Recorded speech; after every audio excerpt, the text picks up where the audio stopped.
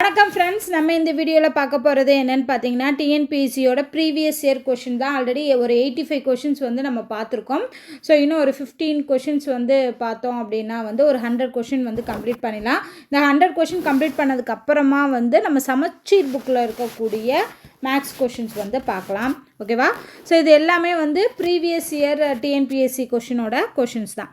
இந்த கொஷின் பாருங்கள். ஃபஸ்ட்டு 500ல் 30% மதிப்பில் 20% என்ன? வாட் இஸ் 20% ஆஃப் 30% இன் 500 அப்படின்னு சொல்லியிருக்காங்க. ஓகேவா? அதாவது என்ன சொல்லியிருக்காங்கன்னா 200% ஃபஸ்ட்டு 20%, அப்புறம் 30%, இது ரெண்டுமே நம்ம கால்குலேட் பண்ணணும். அப்போ என்ன பண்ணலாம்? ஸோ 20%னா 20/100 எழுதலாம். அப்புறம் 30% அப்படின்னா 30/100 எழுதலாம். இது எல்லாமே 500ல் கண்டுபிடிக்கிறோம். ஸோ அப்போ 500ல் 20%, அப்புறம் 30%. ஸோ இதை வந்து சிம்பிளிஃபை பண்ணுவோமா? இங்கே 0 2 0 கேன்சல் ஆயிரும். இங்கே 2 0, இங்கே 2 0 கேன்சல் ஆயிரும். அவ்வளோதான். மல்டிப்ளிகேஷன் பண்ணுங்கள். 5 15, 15 2 30. ஸோ அவ்வளோதான். அப்போ ஆன்சர் இதுக்கு 30. நெக்ஸ்ட் கொஷின் பாருங்கள். டைஸ் சம் கேட்டிருக்காங்க. அதாவது ப்ராபபிலிட்டியிலேருந்து வந்திருக்கு. அதாவது 3 பகடைகள் ஒன்றாக உருட்டப்படும் போது அனைத்து பகடையிலும் ஒரே எண் கிடைக்க நிகழ்தகவு என்ன? ஃபஸ்ட்டு 3 பகடை உருட்டும் போது டோட்டல் எவ்வளோ கிடைக்கும் அப்படின்னு கண்டுபிடிச்சிட்டு அந்த டோட்டலில் பாசிபிலிட்டி எவ்வளோ அப்படிங்கிறத நம்ம அந்த பின்ன மதிப்பு போடுவோம். ஃபஸ்ட்டு 3 பகடைகள், இப்போ 2 பகடை உருட்டினாங்க. அதாவது ஒரு பகடையில் என்ன நம்பர்ஸ் இருக்கும்? 6 நம்பர்ஸ் இருக்கும். 4 5 6ன்னு சொல்லி 6 நம்பர் இருக்கும். ஓகேவா? இது ஒரு பகடைக்கு. இப்போ 2 பகடை அப்படின்னா 6 x 6, அப்போ 36 இருக்கும் டோட்டல். அதே இது 3 பகடை அப்படின்னா 6 × 6 × 6 பாசிபிலிட்டிஸ், டோட்டல் பாசிபிலிட்டிஸ் வரும். அப்போ 6 கியூபுங்கிறது எவ்வளோ வரும்? 216. அப்போ இங்கே என்ன நமக்கு கேட்டிருக்காங்க? 3 பகடைகள் கேட்டிருக்காங்க. ஸோ அப்போ 3 பகடைகளுக்குரிய பாசிபிலிட்டி வேல்யூஸ், டோட்டல் பாசிபிலிட்டி அப்படிங்கிறது என்னன்னு பார்த்தோன்னா 216. இந்த 216ல் எல்லா பகடையிலுமே ஒரே எண் வரணும். அப்போ எத்தனை பாசிபிலிட்டிஸ் இருக்குன்னு கேட்டிருக்காங்க. ஃபஸ்ட்டு எவ்வளோ பாசிபிலிட்டிஸ் வரும்னு நம்ம செக் பண்ணலாம். 3லேயுமே ஒரே நம்பர்னால் 1 1 1 இது ஒரு செட்டு வரலாம். அடுத்து 2 2 2ன்னு வரலாம். அடுத்து 3 3 3ன்னு வரலாம். அடுத்து என்ன வரலாம்? 4 4 4ன்னு வரலாம்.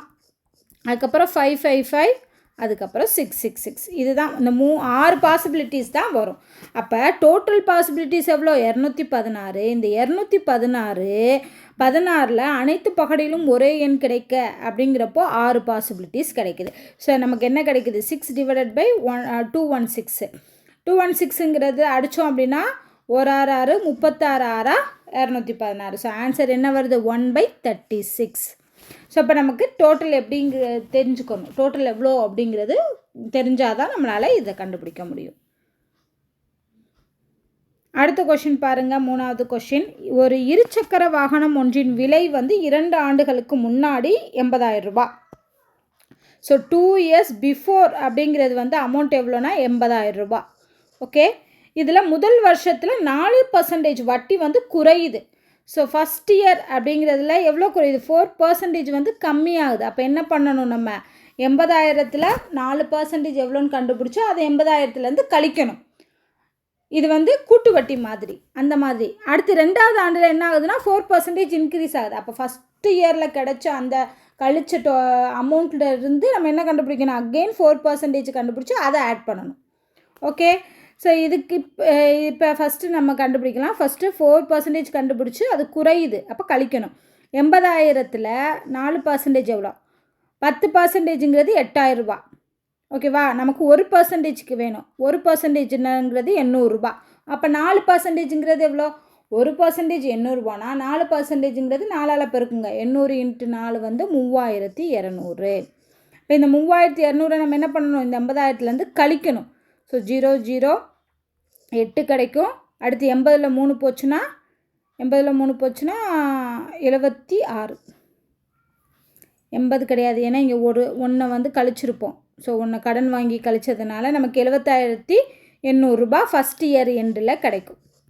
செகண்ட் இயர் வரும்போது என்ன ஆகுது? 4% வந்து இன்க்ரீஸ் ஆகுது. அப்போ நம்ம என்ன பண்ணுவோன்னா ஃபஸ்ட் இயரில் கிடைச்ச தொகை 76,800 ரூபாயில் 4% எவ்வளோன்னு கண்டுபிடிச்சி அதை கழிக்கணும்.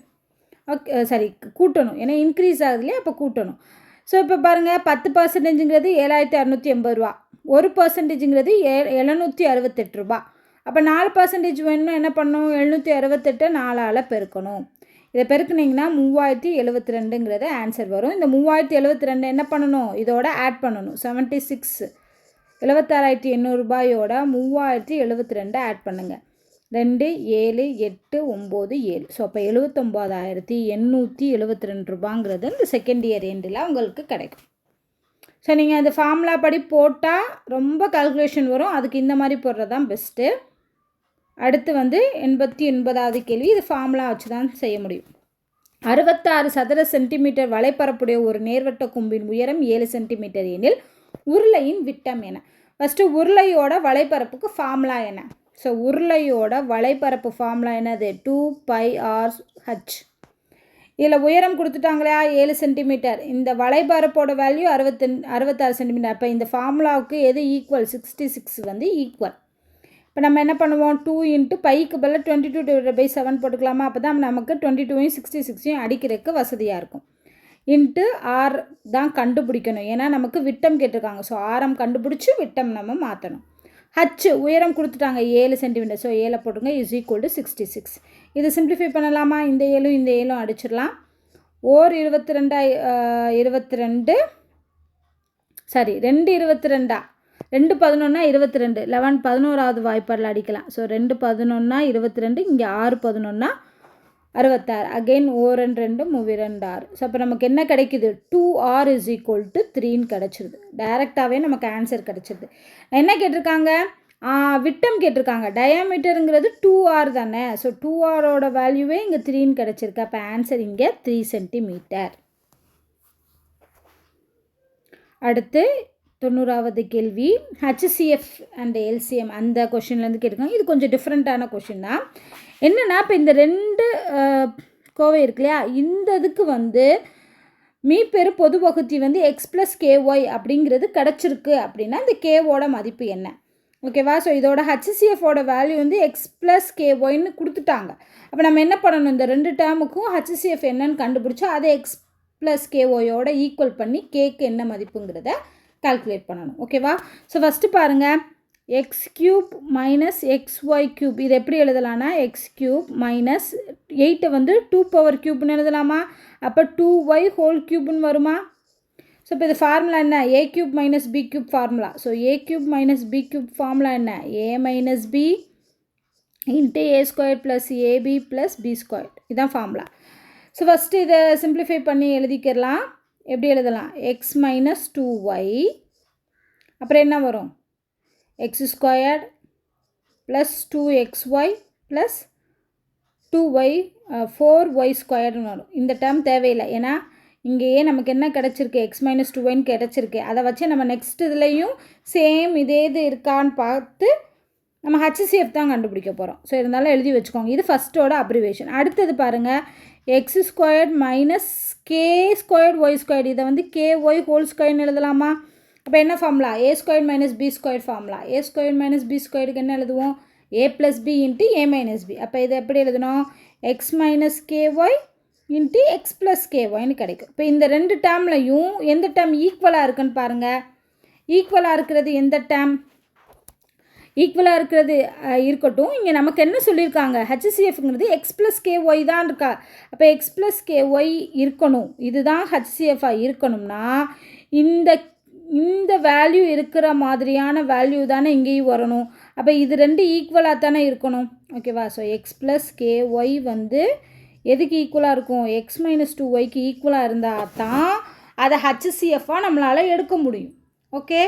ஸோ அப்படிங்கிறப்போ இங்கே k இருக்க வேண்டிய இடத்துல என்ன இருக்குது, ஏன்னா கேவோட வேல்யூ தான் கேட்டிருக்காங்க. ஸோ அதனால் இது 2 ஈக்குவல் பண்ணும்போது k இருக்க வேண்டிய இடத்துல -2 இருக்குது.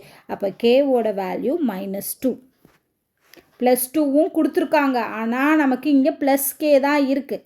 ஓகேவா? அப்போ கேவோட வேல்யூ இங்கே என்ன வரணும், -2ஆக இருந்தால் மட்டும்தான் இது 2 ஈக்குவலாக இருக்க முடியும் அப்படின்னு சொல்லி ஆன்சர் பண்ண வேண்டியதுதான்.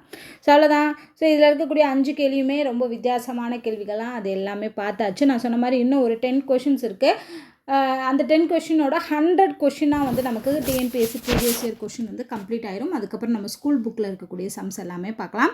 ஸோ இந்த வீடியோ உங்களுக்கு பிடிச்சிருந்தா லைக் பண்ணுங்கள், ஷேர் பண்ணுங்கள், மறக்காமல் நம்ம சேனலை சப்ஸ்கிரைப் பண்ணுங்கள். நன்றி.